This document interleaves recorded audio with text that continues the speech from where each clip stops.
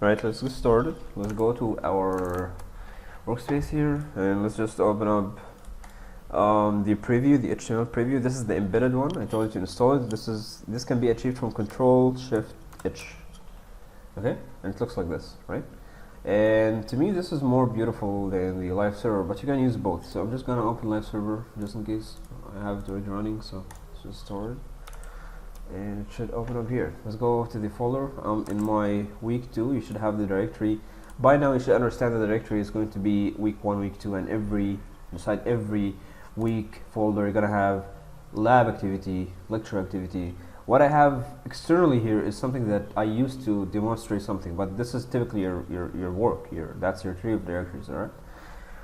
Anyways, let's just now see where our folder is. I'm in illustration on HTML, so let's just go to week 2 recordings. Where is it? Illustrations, illustration 1. This is it, right? So I'm just having both of them prepared. This is an embedded one. Right. Now let's talk about inline, internal, and external first. CSS, and I'm going to make a couple of paragraphs. Okay. So these are the paragraphs. Let's say that this is, let's just type like this. This is a paragraph styled with, and here things should be interesting. This is going to be styled via inline styles, alright? And this is going to be styled via internal styles. And let's say that this is between quotes or between parentheses is going to be using a class. That's going to see in a minute. And this is going to be external styles, alright? And as well, I'm going to use a class here, alright? Let's say that we can use both, either tags or class, alright? So this is it. This is my paragraphs. Let's start with the inline. This is the one that we've seen before. That's typically an attribute, just like any other attribute or property, and it has a value. And inside that value, you give what we call a CSS rule, right? So this is the CSS rule. Read, for example. Oops. So you're gonna have it this. It has this inline styles. All right. So what about the internal? That's the inline. Let's see how the internal can be styled. All right. So let's use the first one. Let's use the tag. Let me have just 2 of them. Let me have just, or let's just have tags and classes. I don't want to make this really complicated. So this is the second paragraph, right? So if I went to my settings, this is my where my settings is, between the opening of the head and the closing of the head. That's the settings area. Inside the head, anywhere after the title, let's say that this is after the title. And again, guys, the title is just the name of the page. So if I went now to my live server, look at the tab here. Not sure that it's showing or not, but yeah, I think it's showing it. Look at the tab. It's called illustration 1 or illust 1, right? That's what is the title. The title is something that is not even inside the body. Whatever you want to show, display inside your body, it needs to be literally inside the body. So do not forget that, right? Whatever happens here is just like settings and stuff. So let's add an internal style sheet, and you do that by typing a style tag like this. Sometimes the style tag, it can be just like that, right? That's the opening of the style tag, and this is the end of the style tag. That's it. Inside this style tag, whatever we write is internal style. So I'm just gonna make a comment, and notice how comments in Atom or in CSS is a little bit different. You're gonna tell me, what are you talking about? This is not CSS. The file name is HTML. So where is the CSS?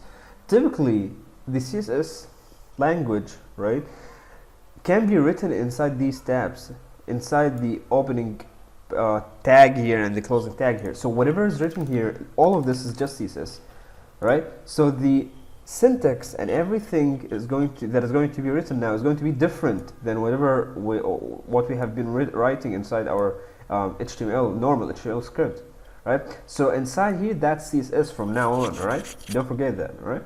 So this is your CSS. And notice how the comments are a little bit different. You start the comment with a /, then a what's called an asterisk, and then you can have like multiple lines or in the same line, whatever, and you can close that asterisk, then another /. This is a comment, and this is a comment area, right? If you do not want to write it like that, I've told you there is a shortcut, and this works in Visual Studio Code or an Atom. Just hit Control /, and this is gonna create a comment for you. And if you remember, in HTML, comments are like this, right? By the same thing, control // that's how a comment looks like in HTML. So that is inline style, right? That's the first we give the inline star for first paragraph, right? That's supposed to be first. Now let's go to the internal here. So this is internal CSS, which means you can write CSS inside your HTML script. And that's not something that is not really strange. You're gonna see that so many languages do this trick of, you know, as we're gonna see in JavaScript, there is a way to write JavaScript in your HTML script as well by some tag that is called script, right? So anything that is going to be written inside script is going to be JavaScript language, but this is not going to be taken right now, right? The same thing goes with PHP. You can write PHP inside your HTML, right? So that's just one of them, writing CSS inside. Let's say I want to target all of the paragraphs, right? So I'm just gonna have this as a span, the first one, okay? This is a span, and notice that spans, when we change this, it just doesn't show here, but spans are actually inline level element. It should, yeah, they are inline level element, so they should have been on the same line as either the HR or the BR or the paragraph. But what happens is that this span, it happens that it had its own line because the previous elements were block level elements, right? That's why it came like that, and the elements underneath or beneath of it, right, are also block level elements. So that's why you've seen it like standing alone like that. But typically a span is an inline level element. So, and I'm going to show you what I mean. I think you understand this already, but let's just say that we have another span, and that's just span. See, if this span has an element that is in line before it or after it, it's gonna span on the same line. They're gonna come on the same line together next to each other. But there is no, the element before of it and the element after that span are block level elements. That's why you're seeing them like stacked as if the span is like a block level element or something. But it's not because of the span, it's because of whatever comes before the span, the HR or the BR, and whatever comes after the span, which is the paragraph. So if I go into the developer tools here, you're gonna see that this span is literally, we didn't remove that one, let me just save this. So this span is literally an inline. See how, remember what I told you about this box? It's really important to understand this. If you clicked on that one, you're gonna see that this box has the content. This is the blue thing, that's the content, right? So okay, so that's the content. It's the blue width, the blue part. The other parts are gonna take when we get to the padding and bordering and border and margin, but I've shown you this inside the lab. So this is the content, right? So the content is spanning literally just the text. That's what inline means, all right? And that's paragraph. The content, as you're seeing, is taking the whole width of the screen. Okay.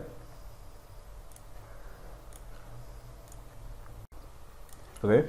So I'm just going to copy this paragraph, and let's say that this paragraph is going to be styled with inline styles. Okay. And let's say that I want to give all of the paragraphs, like literally all of them, a blue color. So you can just go there and grab the B tag, right? Just grab the B tag like that, all right, and make a curly braces like this. And here you go. You can write whatever rules that you want. Remember the rules that we have inside the inline? We had only one rule. We had the color that is equal red. We can write similar rules inside this curly brace for this, for literally every B tag, right? So this is called a selector, and whatever is written here is called a is called a CSS rule. So let's write some CSS rules, right? Let's say this paragraph is going to be, any paragraphs is going to be colored in blue. Okay, so notice how every paragraph is colored in blue. Okay. and let's say that every paragraph is going to have a background color of, for example, something like yellow. Okay, so I'm not sure that you're seeing, but this is blue and the background is yellow. And notice how I separated two CSS rules with a semicolon. If that was the last CSS rule in your block here for any tag, you do not have to put a semicolon, but if you have something that is coming afterwards, it's a good practice to put semicolon like this, right? Anyways, that is the internal. So let's say that this is the only one that I want to be, or this is the only one that I want to be styled via the internal styles, right? And we've used only the tags so far, right? So let's say that I want this only to be styled via the internal style sheet. So if this is the case, you need to be specific and you need to make this paragraph kind of unique. And we can make an element unique either by giving it one of two things, an ID or a class. So let's stick to the first one, a class, all right? And let's say that this element is gonna take a class of, let's say something like paragraph internal. Okay, so this class name, this value, this is something that I came up with, and it can be anything as long as it really tells you what element that you're talking about. Okay, so in my case as a developer, as the one who's writing this code, I know that p-internal is going to be referring to this specific element, to this specific paragraph, right? So I can just take this class now, this class name. Now something really important, do not make white spaces. White spaces means that this is going to be first class and this is going to be a second class. This means that this tag right there, this element right there, is being attached to it, two classes. And something like this is going to be like attaching like three classes. So white spaces are kind of important in CSS, so try just to have, if you want this element to have only one class, so try to remove white spaces as much as possible. So I'm just going to take this p-internal, and let's say now that instead of targeting every paragraph, I'm just going to target this one. So instead of using the p, I can either do this, I can say the paragraph that has a class of p-internal, right? And notice that there are no spaces here. Okay, there are no spaces here, and I never talked about this inside the lab, but you can do this, right? So this is to be more specific. You're saying the paragraph that has, that's something like a descendant kind of thing. So you're saying that the paragraph that has, right, not the paragraph that is nested inside of it something, no, the paragraph, the same element that has this class, please take it, target it, reference it, and just give it these CSS rules. So it happens that this is the paragraph that has this class. So why did I put a dot here? The dot here is the CSS way of identifying classes. So if we have a class in CSS, you put a dot before of it. If you have an ID, as you're going to see in a minute, you put a hash or a bound sign before of it. If you have a tag, just as we've seen before, you do not put anything, you just write the tag name. And notice that this is going to work if you remove this one. So if I just say target the class that is called p-internal, and for CSS to identify that this is a class, right, you need to have a dot before of it. It's going to be the same. Okay, so now we are targeting this specific paragraph, right? Now let's say that this is the internal, all right, and this has been the inline one, right? And we didn't use the external yet, so let's make another external one. So I'm just gonna delete all of these. Let's see how can we make an external style. And what I really recommend is that you make external CSS style sheets, because separating the CSS from the HTML is a very good thing to do. If you are getting started, it's okay to have it internal, but as you grow, the project is going to grow larger, and it's going to be really complicated and it's really long to look at where is the CSS and where is the HTML. So it's better to, you know, isolate things from the beginning. So I'm going to create in my folder here, this is the folder that I'm working on, it's called illustration. I'm just going to create a new file, and I'm going to name it styles.css. Okay, so this is the file that I'm working on, which is illustration 1, and in the same directory I have styles as thesis. It can be called anything. What really matters is that you have the extension of .thesis. Okay. So let's say now I want to target the third paragraph. All right. So let's say that the third paragraph is going to be having a class of B external. Okay.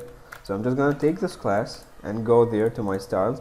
And the same way we did it inside the internal piece here, we can do the same thing. So that's a class, right? If I left it like that, CSS will think that if you do not put any dots at the beginning or hashes, maybe this is a tag, right? So we don't want to confuse CSS. We want just to tell it, no, this is a class. So that's the class.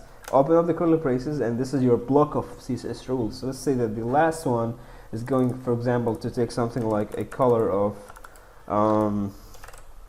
this is Control Alt C, by the way. So this is going to be orange, okay, and it's going to be having a font size. We're gonna take all about these rules just in a minute, of 20 pixels, okay. But maybe you're noticing this, I'm not sure, but nothing is happening. Nothing is literally happening. This is because if you are working on an external styles sheet, you need to link it. You need to tell this HTML file that, hey, you're gonna find the styles for whatever you are using inside an external CSS file that is called whatever, that is called in this case styles. So in order to link an external CSS file in the same place, in the headings, in the settings, right, if your HTML script, you can just say that I'm gonna use something called so we're going to use a tag that is called link. So I'm just going to write link and hit enter. And notice how the link tag opens up with two attributes. The first one is the relation attribute or the property. And it's of type style sheet. And this is basically what a CSS script means. It's called a style sheet, right? And the second one is the href. It's the same attribute that we see whenever we write, I should write this in the body. Whenever we hit the anchor tag or the hyperlink, you see something that's called an href. So where is that link that is having the word home should take you, right? It's the same thing. And that's the same thing regarding the link. Where should we link it? This is the source, all right? So now we can just say, where is that file or style sheet located? In my case, it's located in the same directory as my HTML file. So it's in the same directory in illustrations. So I'm just going to write the name of it, which is styles, and hit save. And notice that this has changed immediately. We can just make it a little bit more unique and give it something called font weight, and give it something like bold.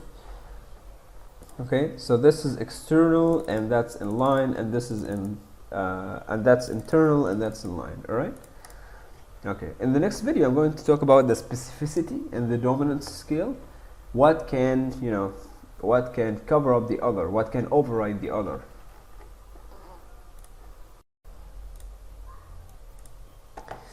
Alright, so let's say that I'm gonna take this paragraph and I'm just gonna have an HR, and let's have an H2 and say something like who will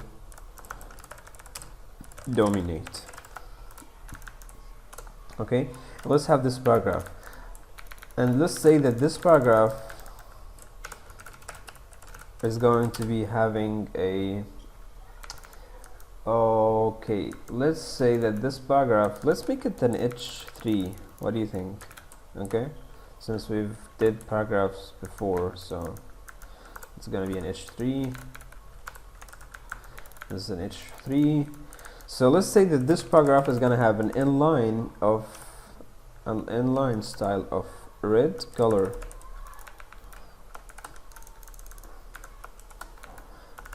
red, and it's going to have an internal,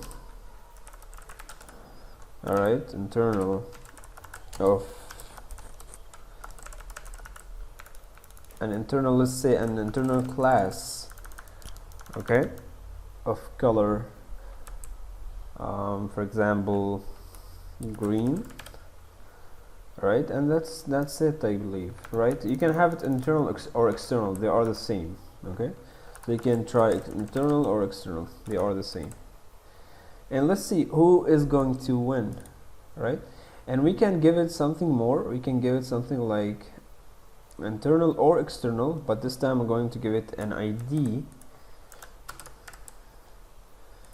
Alright, so this is an ID like that, and this is going to be purple, and let's see how it's going to end. Let's start with an internal or an external class. Let's say that the class, I'm going to give this element a class like that, something like this class. I need it to be green, so I need to have this HR as green, so HR or H3, I'm sorry, as green. So this is my class name.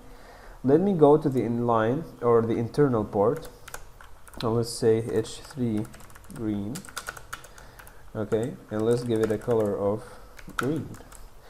And now it is green, right?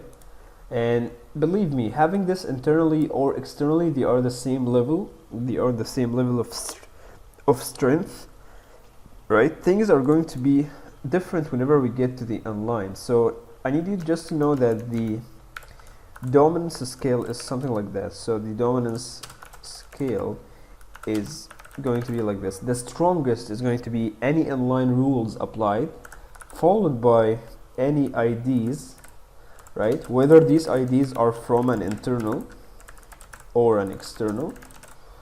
Okay, and then you're gonna have finally classes from internal or external, and finally you're gonna have the tags, whether they are internal or external, and the tags are the weakest out of them all.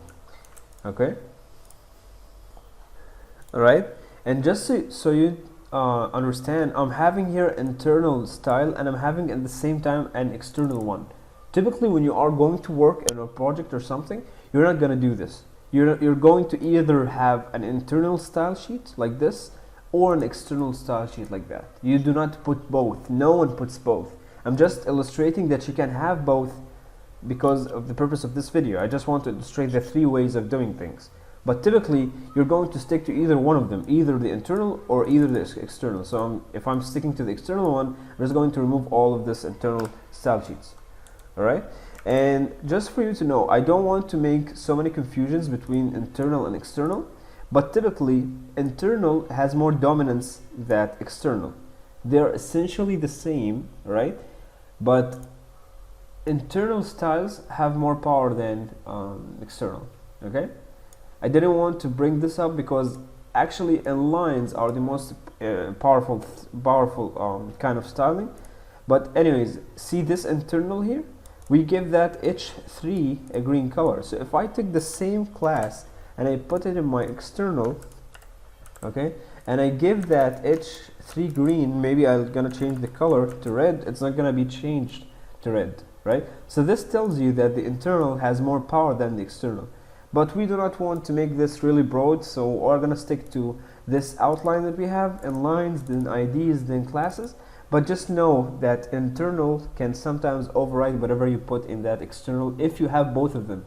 If you have both of them applied, right? I'm just neglecting this fact. I don't want to emphasize on this fact because typically no one is going to do this. No one is going to include both external style sheet and an internal style tag. It's either one of them.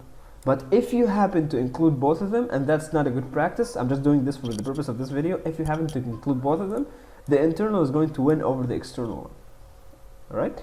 Anyways, so let's go back here and let's say that we have given this H3 green. How about we give it an ID as well? Right? You're gonna ask yourself, can an element, can a tag have two elements or two, both? Can it have a class and ID? Yeah, it can have a class and ID. That's totally fine. So I'm just going to give it an ID.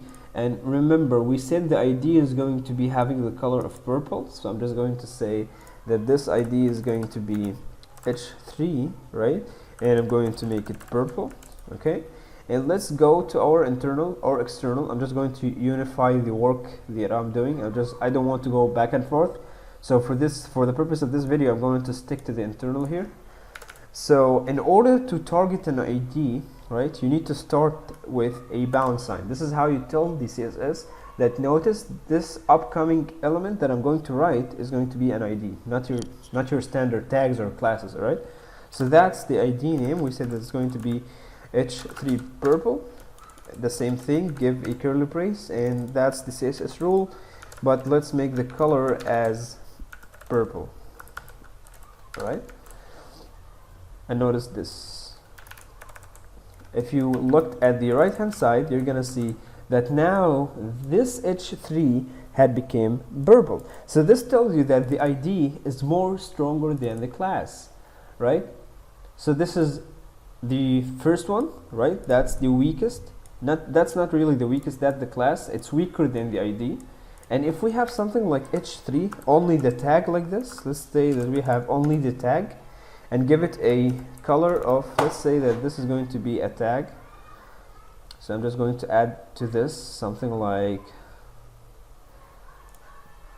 let's say internal or external. Both are going to be the same in this example.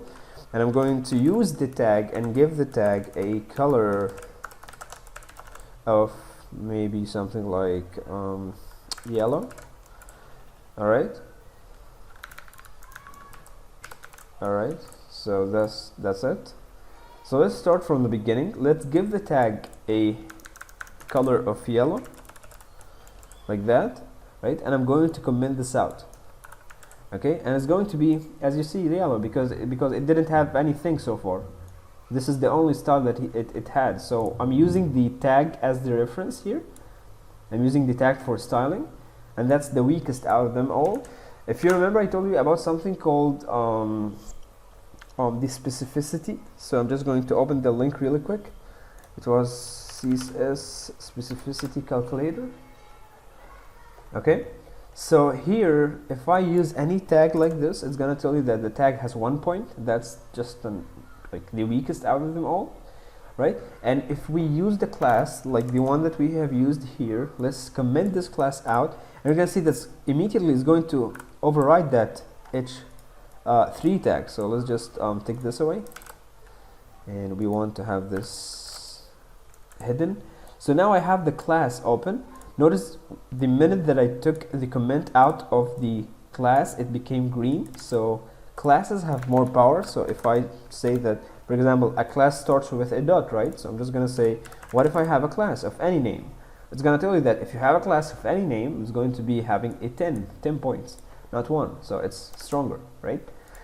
And finally, if I want to comment out the ID, right, it's going to be purple because that's the strongest on the scale. So any ID starts with a purple. It happens that we have named it purple.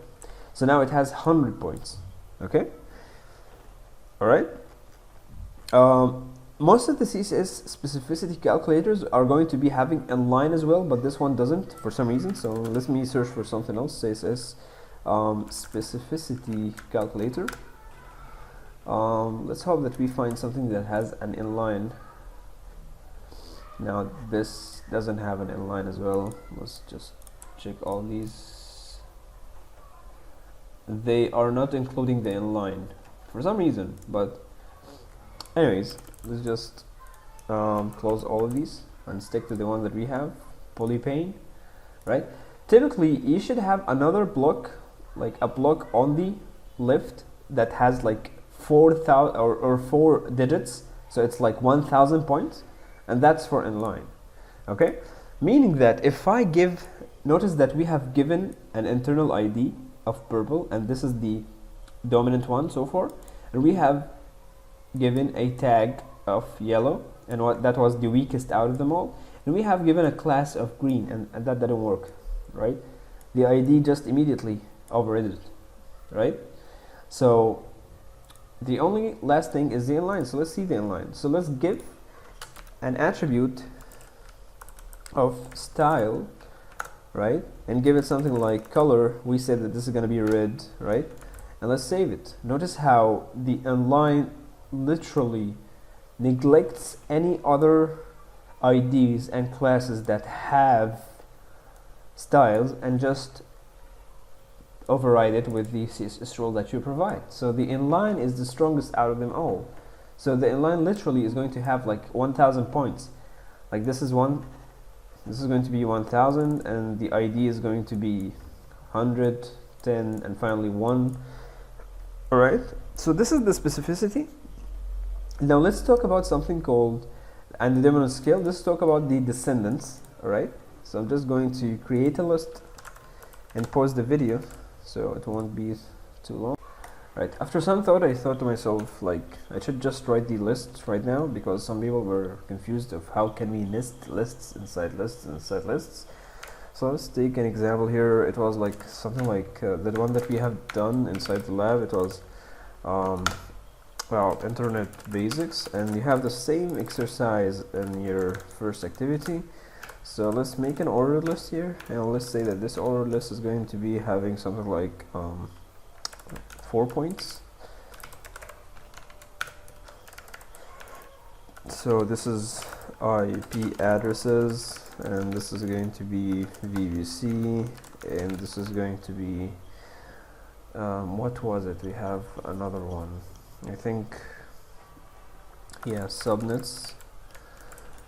They were 4, so we're good like that. Alright, I think we were good like that. Yeah, let's add a fourth one here, proxy servers. So you have 4 points in this list. You have an attribute called reverse that you can add, which is going to be reversing the numbers like this, right? And you can add a start as well. That's another attribute that we haven't seen before, but I didn't see the value of using something like that. I thought just maybe this is not really important. So we're starting at 100 because we're having it this reversed, so it's like declining or decrementing. If you remove the reverse, you're gonna have it starting from 100 and incrementing. You have something also called a type, right?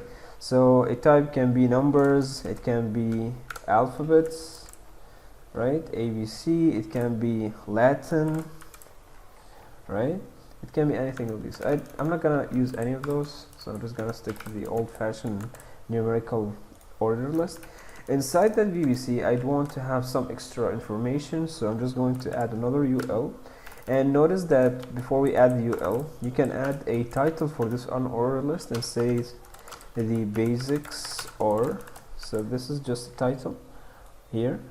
This is not going to be numbered because that is not a list. The lists tags are what gets numbered, and these are included inside an ordered list or unordered list, right?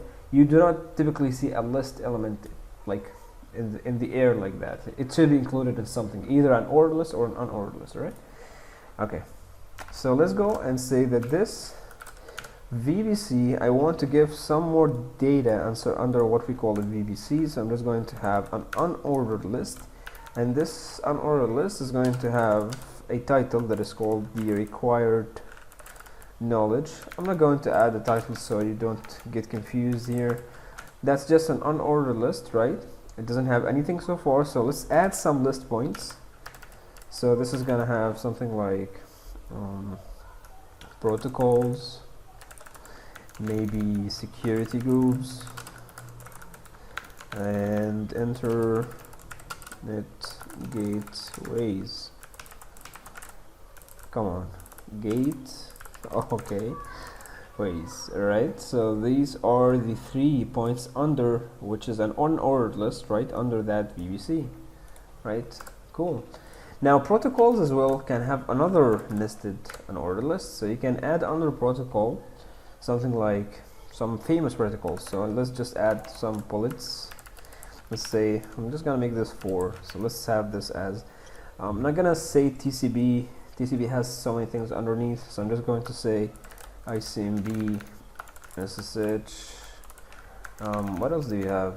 We have finally the UDP, and I think we have another one which is, let's say HTTP. We have MQTT as well, but let's just stick to these, right? So these are the structure. This is the structure. Now one would ask you something like that. I'm gonna ask you, how about you give that specific HTTP list here a color and a background color? And you're gonna say that's really easy. We've just learned how to reference things, so you can make a class an ID. And notice that IDs, maybe I forgot to reference this, IDs aren't really good for using them for styling. Like typically you wouldn't see an ID being used to style something like that. It's used for JavaScript purposes most of the time. So yeah, just keep in mind that most of the time we use classes, right? And I'm going to compare classes and IDs just in a minute after we finish the Descendants, right? So yeah, let's say that we want to target that HTTP and give it a class of HTTP, right? So this is the class. Now I can go to my internal or external. Notice that I've said or.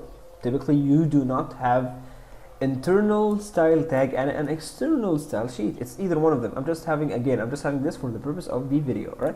So let's go to our, assumingly that we have only one thing in hand, which is the internal style tag, and I'm going to add the .http, and now I'm free to do whatever I want, right? So I can reference that specific list here because I gave it a class of HTTP, right? So I can say something like color is going to be blue, right? And we can give it a background color of, for example, pink, right? So here it is.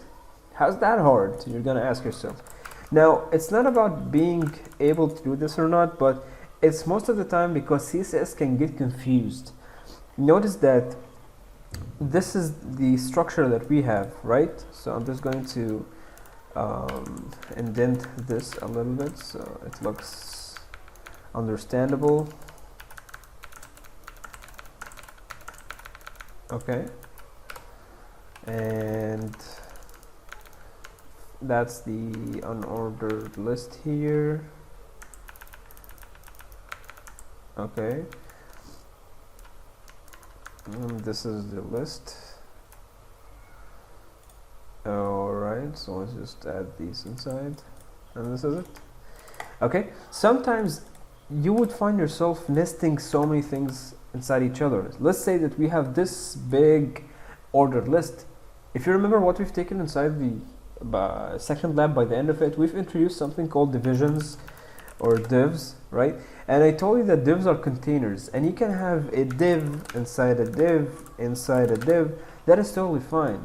But the thing is, at some point CSS would lose track of the tree of whatever you're doing. So let's say that you have something called class HTTP and you want to target this specific element.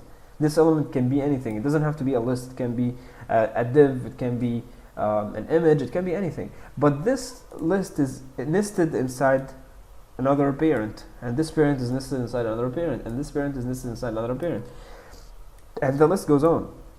Right, and all of these are nested inside a div, and this div is a descendant of another div, and so on. So sometimes CSS would not be able to track all of these nestings that you're doing and all of these descendants, and this is where the topic of descendants come to the area. So we need to be more specific, saying that, listen, CSS, if you want to find this class, this HTTP class, right, you can find this if you went this path, if you went this specific path. You can find it if you went from OL, then you reached this UL, right, then you reached this UL. Inside that UL, you can find this tag, this class, right? So if I do this, let's do this again. I'm going to start from the top of the tree to be as much specific as possible, so I can find that class here. I know that it works without doing all of these things that I'm saying, but this is for you to know just in case it didn't work. And at some point, if your project gets really big and you're kind of nesting things together inside each other, it might not be appearing. So you need to know how can you target or how can you trace a tree of elements or a tree of tags until you reach to the specific target. So let's say we're going to start from this ordered list, then this opens and closed. We do not need this one. This is opened and closed. We don't need this one. This is opened, not closed. So we're going from OL, UL, open and closed, not needing this. Then OL, UL, then .http. So OL, UL, and this is it. You're gonna see that this is the same effect, right? Now notice that this white space means that this element and the one after it, these are two different elements. They are two different separate elements. This is one, and this is the one descendant that is nested inside of it, and that's another descendant that is nested inside of the previous one, which is this one, and this is a final element that is descendant of this one, which is nested inside this one. So these white spaces are really critical. Okay, if you remove the white space, it's as if you're saying this is the same element. And I've showed you this previously in the ID. Let's say that on this h3, remember this h3, it had our ID and class and stuff. So on the same element, you're gonna have a tag of h3, and on the same element that has this tag h3, you gotta find an ID of h3 purple. So it is totally fine if I went and grabbed that ID like this. And if you want to be more specific, you can say the element that has the tag h3, which also contains an ID, which also contains an ID of h3 like that. So there are no spaces here, right? So you're gonna see that h3 is being, it's the same thing. Let me just remove that style red here. Okay, so this is purple, right? So if you do not put any white spaces, this means that these are the same, this is the same element. That's the same level, right? So let me just remove the ID as well. Okay, and let's say the same element, which is an h3, which has an h3 green class, I want to reference it. So you can just reference it by using the class name like that, or you can be more specific and they are on the same level, so you can just say h3, no white spaces whatsoever, then dot h3 green. That's the class. The previous one was the tag, and this is the ID, right? So it's gonna give you the green part as well. Okay, so having no white spaces means that this is the same element, but having a white space in between means that this is what we call the descendants, and this is our tree of elements that we are tracing. So this is a different element than this, and this is a different element than that, and so on. Okay, I hope this is clear, right? All right, so let me bring things back and just have the thing that I've deleted. Let's go to our list here. Notice how we have traced the HTTP. Now let's talk about something called not only descendants, but what we call a Css child combinator, or some people call it combinators, just combinators, right? It is really useful to know this, just in case you want to know how to target things, and instead of like arbitrary going to any place in your code and attaching classes and stuff. Let's say that maybe this HTTP is not the one that I'm targeting. Maybe I'm targeting the protocol that is called ICMB, right? So that's ICMB, and I'm just going to change this one to ICMB, okay? So that's the same thing, but this one takes the styles. Right. One of the combinators, the default combinator, Css child combinator, let's add just child, is the descendants kind of thing that we have done here, right? There is another thing that is called the direct child, right? So let's say that I want to target the direct children for the first ordered list. Let's say that this ordered list has these direct children. These are the direct children, right? So these are the direct lists, right? This one and this one. So this one and this one. And these are the only things that I want to target. So you can do that via an operator called the right angle, right? This is looking like this is the right bracket, this is the right angle bracket here. So you can just say something like this: for any ordered list, right? Any list under that ordered list, any direct child which happens to be a list under the ordered list, okay? So any direct child that happens to be a list, right? For any ordered list in your script, just take it and give it a color of red, okay? So you're gonna see that it is targeting the direct childs of this ordered list, okay? And we have another thing called the adjacent. So this is the adjacent selectors or children. So let's say that I want, it's, by the way, it's the plus sign here. Let's say that anything that comes after this unique protocol, which is the ICMB protocol, I want it to be highlighted as well. So instead of having this as ICMB, I'm just going to call it special protocol. All right. So let's take this guy and give it to the ICMP protocol instead of having it named ICMP, and it should be the same, right? So let me just copy this here, and let's say that any list or any element that comes after this, directly after this class, right? And I can say this by the plus sign. So anything that comes next, right next to this class, right? So this is the adjacent element, and this element that comes after this special protocol class, if it happens to be a list, I want it to have this specific styles. Let's give it something like purple, all right, and let's give it a background color of sky blue. Okay, so any element that comes after, any element that happens to be a list that comes after this class, right, that comes after all of this tree, right, not only this class, is going to have this styles, right? And if I made the HTTP, for example, if I made this HTTP have the special protocol class, let's say that this guy is going to be having the same class, you're going to find that the UDP is going to be an adjacent for this element that has this class, so it's going to inherit this rule that we have here. Okay, all right, so I just noticed that this is supposed to be who. I'm sorry about this typo. Let's just add a new section here to talk about attaching multiple classes.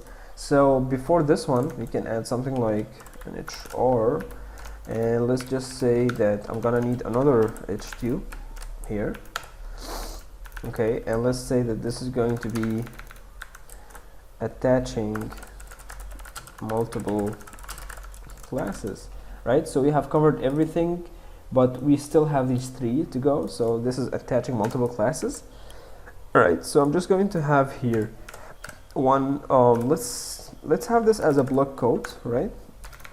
I don't want this attribute, to be honest with you, so let's say that this is going to be, if you don't understand what is a block quote, it's the same as a paragraph, but notice whenever I give any words like that, okay, that's the plugin, it just has like an indentation, a beautiful indentation at the beginning, where a paragraph doesn't have this indentation, right?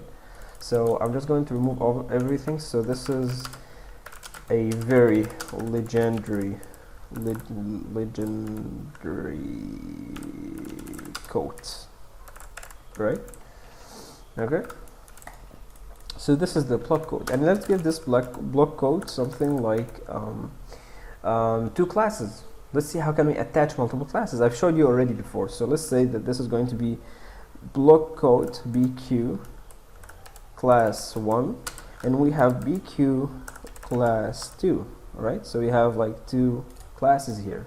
Okay, so let's see.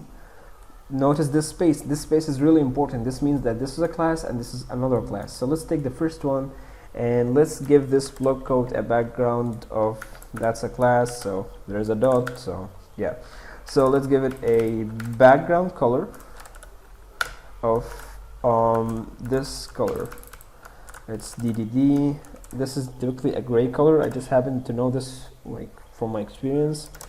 And let's use the same Thesis rule, but now give the second class to, right? Notice that this element had 2 classes here. It had 2 classes. Okay, and let's give it a background color of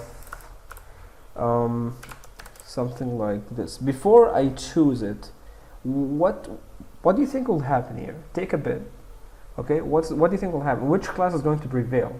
So let's say that it's going to have this background color, and no, that's not correct. Maybe something is wrong here.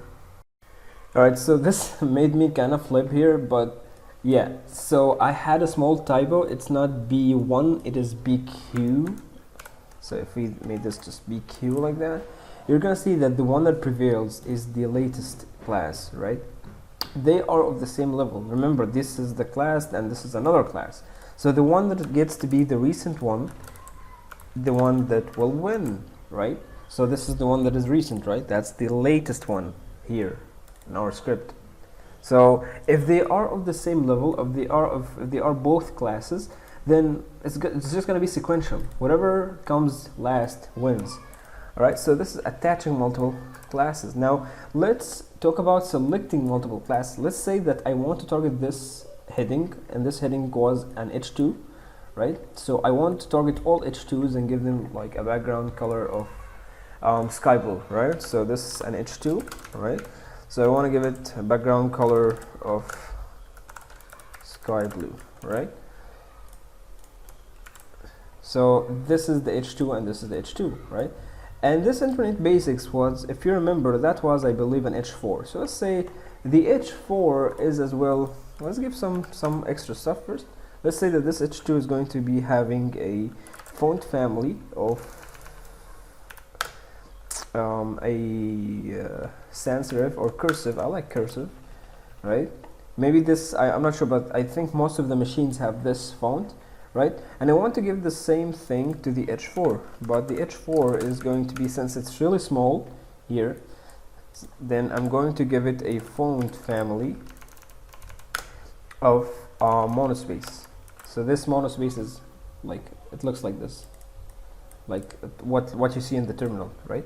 And I'm going to give the same background color to this H4. So it's going to be a sky blue as well. Now we're going to see that aren't these two elements or selectors having or sharing the same CSS rule? Well, if this is the case, we can take the common CSS rules out of both of them, and before we give any specific CSS rules to any of them, we can just say that since they both share the same background color, we can say comma H4 and give them that background color. Okay, and this is what we mean by selecting multiple classes. You can select multiple selectors or multiple classes or multiple tags, right? So this needs to be selecting multiple selectors. So you can just edit this here, so select the multiple selectors here. Okay, so you can select multiple selectors like this with a comma. You can keep on adding stuff, that's totally fine. And if you feel that something is similar between 2 or 3 or 4 selectors, you can just do something like this, combine them, right? And afterwards give the specific CSS rules that you want to each one of them. Okay. Finally, let's talk about linking to IDs. So IDs are generally used for a purpose like this, or it can be used for JavaScript. It's mostly used in JavaScript purposes, right? But it can be used to link stuff in the web page as well, right? So I can make an HR here, and let's make a couple of paragraphs. Oh, let me just say that this is a normal paragraph here. All right, and let me just, that's really annoying, I know. All right, so all of these are normal paragraphs, and let's go to one of them and let's say that this is going to be a unique paragraph. Okay, so it doesn't really show where is the unique, but this is the one. So I'm just going to give it an ID, and let's give it a class first, so it can just appear, and give it some styling, and this is going to be unique. That's the class name, and I'm going to go there in my internal that I happen to be using, internal style tag, and give the unique like that. And so it can just stand out. You can just give it a background color of something that is a little bit light, and the color can be something like that. And notice I'm using Control-Alt-C again, right? And font weight to make it a little bit bold. All right, and there is a new attribute that is called transform, where you can, or it's called text transform. Yeah, text transform. Where is it? Yeah, it is this one. So you can use uppercase, lowercase, and stuff like that. All right, so this is our beautiful paragraph, right? So let's say that this paragraph is going to be having an ID as well. All right, and this is the true purpose of using IDs. This is how you actually need to be thinking of IDs, like to traverse stuff on the screen, to use it with JavaScript, but not with styling. I showed you how can you use an ID when to style like a specific element, just for the purpose of showing you that an ID is more stronger than a class. But that doesn't mean that you have necessarily to be all the time using IDs for styling, right? So classes, as you've seen here, classes can be used multiple times across multiple elements, and that's totally fine. That's the convention. See, for example, if I have something like special protocol, see, I use the same class for another element. That's totally fine. So I can share one class over multiple elements, but you do not see this occurring really often with IDs. So instead, IDs are used for either traversing parts of the page or using it with JavaScript, as you're going to see in the next lab and lecture. Okay, so for the time being, if you want to style something, use a class, all right, or classes, multiple classes, it's up to you. So I'm going to give this paragraph an idea of jump here, okay, and now I'm going to have a link at the start here. So I'm just going to have a small h2, and let's say linking or traversing elements in web page. See, at some web pages, you're gonna see, at some websites, you're gonna see that there is a link that whenever you hit on it in the same page, it's gonna take you really far inside the page to a button where you can apply for stuff or pay for stuff, right? This is done via IDs, right? So let's make a link, and let's say that this is going to be an anchor tag or a hyperlink, and go to unique paragraph. Okay, so in the h reference here, we are going to use the bound sign for one reason. Notice that if you left the bound sign, it's going to just take you again to the same place, to the same page, right? But if you use the bound sign to identify some element as an ID, and this is the CSS way of saying if you want to control an ID, you should just provide its hash or its bound sign, right? Because all IDs start with a bound sign if you want to reference them. And this is the case. I'm referencing an ID here, so that's not different at all from using IDs in CSS or styling IDs, in other words. So you can just use jump, what did we call it? Jump here, okay? So jump here, and notice that this is really important to say that what we are referencing is basically an ID, right? Not another HTML, internal HTML page, not another website, external website, but an ID that is inside our script. So if I save this and I went to this guy, you can see that it takes you to where this paragraph is, okay? And this is it. This is all about what you need to know about the really basics of the CSS, okay? One last thing. What if you want to, like, you messed up things, and I really don't recommend doing that, right? But let's say that you have messed up so many things and you have put inline styles and internal styles and external styles, and that's not a good practice. You just have to stick to one thing. Let's say external. But let's say that, for example, this span right there, you have a very large code base and you are lost right now. You do not know, like this span, for example. This is a span styled. Where is it? This guy here, right? So you go to your internal or external style sheet and say, I want to give this span a color of blue. Let me just try this again. So it's going to be a color of blue like this. And you're going to see it doesn't work. And you've totally forgot that this span has an inline style sheet. Let's say that you have multiple spans and all of them are working, right? All of them are taking this this blue style that you have given, but this one doesn't. And you do not remember what happened. What did you do to this one so it's always red? And you come back to your script, maybe you find it and maybe you don't, right? So if you find that you have given it an inline style, you can just remove it and everything is going to work. But what happens if you have a very huge code base and you do not remember which places this span is located at? Because you have done a very bad thing at referencing your elements and you did not give this span a class name. So it's just a span. Maybe you have like 10 or 100 spans in your script. So which span are we looking for? Which one has this inline annoying color red, right? You do not know, right? So in order to override anything, like this is literally the ultimate way of overriding anything, but I do not recommend to do this at all. But this is just in case that things got really confusing and you messed up things and you have overriding stuff. If this is the case and you do not know what went wrong and you just want to have all spans in red, you can use something called a bang. This is called the bang, right? Which is important. So important here is going to override anything, literally anything, whether it was the strongest out of the dominance scale at all, which is the inline style, to have it whatever you want to be applied like that, right? But again, this is not recommended. Please do not do this unless you really need to do that, all right?